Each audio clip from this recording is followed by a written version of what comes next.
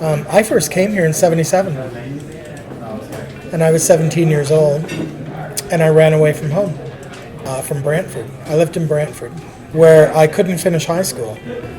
I couldn't go to school. I couldn't walk on the property or off the property without being verbally bashed 100% of the time, physically bashed maybe 20% of the time. My mother had a boyfriend, so she became a little bit more interested in him than she was in me, I found at the time. So I ran away and I came to Toronto. So that summer was a lot of fun. I have a photo of the suit that I was wearing when I got off the train, actually. I was wearing a suit, a three-piece suit. It was midnight blue velvet and wide legs about that big. And the wide legs were cut and hemmed so that they fit just perfectly over my 4-inch Master John wedgies. And I know I had a shoulder bag because that shoulder bag had about 20 or 25 12-inch vinyl disco singles in it. When I ran away from home, I wore my velvet suit and I took my records. Very important things, right? And my whole objective was to come here, become a rent boy, and make enough money to buy a plane ticket to go to England. This was my dream. I was standing at Alexander and Yonge, and there were no gates stopping people in those days.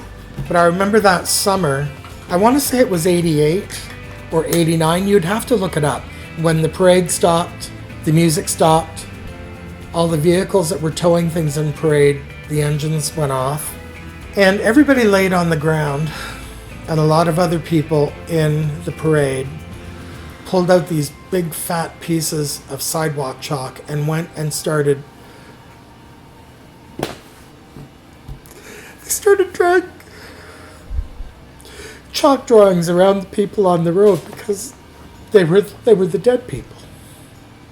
We'd lost so many, and nobody was doing anything about it. The health crisis galvanized this community and brought us together, and everything was face to face, and everything was heart to heart, and everything was a hug. And we were fighting together not only for marriage, not only for same-sex benefits in our workplaces, we were fighting for our survival because the government bodies were locking us in hospital rooms and slamming the doors. Doctors didn't want to treat us. Nurses didn't want to go in and help. People were left in the hospital rooms literally rotting in their own poison as they died from this virus. That's what we were fighting for. I also call myself the Generation Lost. I am a member of the Lost Generation. 70% of my generation died, and there's a huge gap between you and I, because there's many of us that are missing. There's an oral tradition that you didn't get the benefit of. There's a lot of us missing. It's very sad.